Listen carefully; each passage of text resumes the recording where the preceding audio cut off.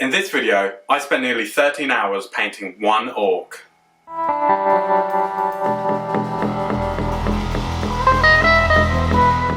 Now, I feel like this is going to be something that everybody has encountered. Every now and then, I will buy a miniature that I am absolutely terrified to paint. Ghazghkull Thraka is one of those miniatures. I often scare myself out of painting some minis that have beautiful sculpts, and that is exactly what happened with Gaz.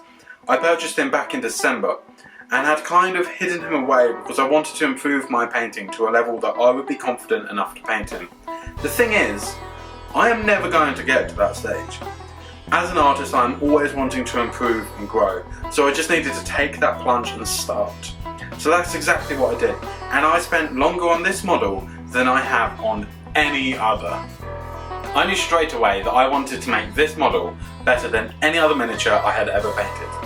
So for the first time ever, I meticulously went through and removed all the mould lines.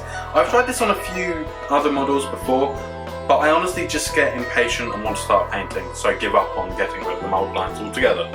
I decided I wanted to time how long it took to complete this mini, because I always lose any concept of time when painting and have no idea how long anything takes me.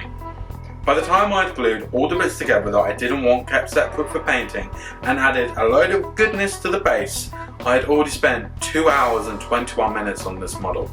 This seems like a really long time to be spending putting a model together, but like I said, I had never spent this much time getting rid of mould lines, putting in this much effort to make the model as clean as possible before the painting stage, so I'm going to give myself a little bit of leeway. When it came to priming, I did a coat of black, then applied a zenithal highlight from above to give me a good idea where to place my highlights when I get to that stage later on. It would also naturally make the top areas brighter when applying the base paints. The first thing I did when it came to painting is being an imbecile and forget to film any of the painting of the base. What I will say about it is I really enjoyed it, and I feel like it came out looking super cool. Quite proud of how it came out. And once I'd finished painting the base, it had brought the total time to 4 hours and 3 minutes. Now it was time for the super scary bit, painting the boss man himself. There were two things I wanted to improve during the painting process. One, it has been a long time since I painted any orcs, and I wanted the skin on this sucker to pop.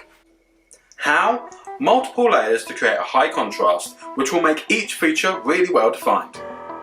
2.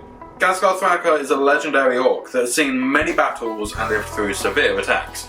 I want his armour to represent that.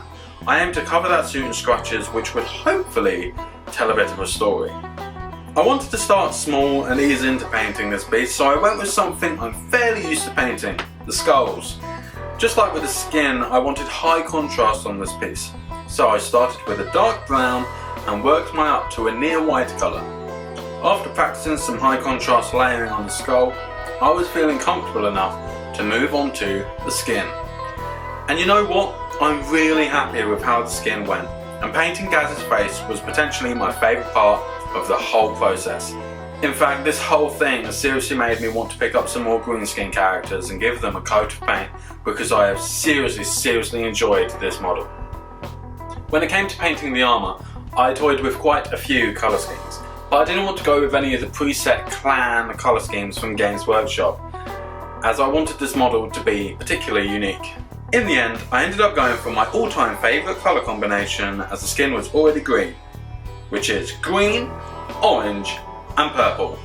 It wasn't until I'd finished the model that I remembered that particular part of the lore where orcs think that purple is a particularly sneaky colour, and like, if an orc is purple, they're almost invisible, so this Ghazghkull is in a stealth suit.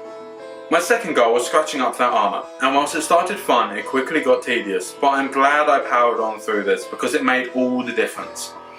For the scratches, I chose a bluish grey and painted loads of tiny lines all over the armour plating that I had given a purple base coat to.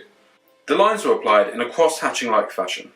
These scratches and edge highlights would later have a second layer in a near white grey. This would be done in areas that I really wanted to stand out. Once I'd finished painting all the purple areas on the armour, the model was near enough getting to be done, because the armour takes up the majority of the model. So all that was really left to do was the metallic areas and I really wanted to gore up that power claw and make it nice, bloody and gruesome. After 12 hours and 45 minutes, I laid down my brushes and Ghazghkull Thraka was finally complete.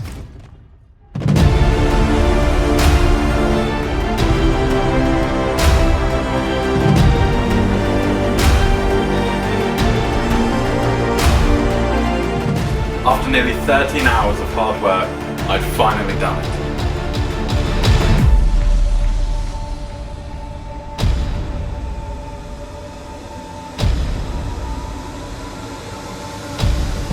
And you know what? I'm actually pretty damn proud of what I did. After putting it off for so long, for being so scared of the model itself, I think I actually did do the sculpt justice, which is exactly what I thought I wouldn't be able to do. Now this is something that happens to a lot of people in the hobby, I think. Putting something off for way too long because you're scared you won't do as good as you want to. My biggest bit of advice would be to just pick up your brushes and start that scary model. I'd love to know if any of you people watching this have had this experience where you've got a scary model and you've been putting it off for ages and then you finally did it.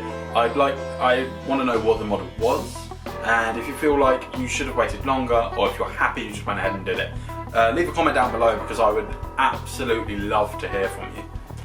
Thank you for watching this slightly different video. I hope you enjoyed it because I know that I did. If you did like it, then how about giving it a thumbs up? And maybe if you want to see more content from my channel and what I'm creating, then hit that little subscribe button. I'm going to be leaving some social media links in the description below, along with my Patreon campaign where you can get behind the scenes stuff and early access to these videos, so any support would be greatly appreciated. And also consider sharing this video with your friends because word of mouth is incredibly powerful, and I would love to share this little Ghazghkull with more people because I'm proud of it, to be honest. So thank you for watching, and until next time, I'll see you later.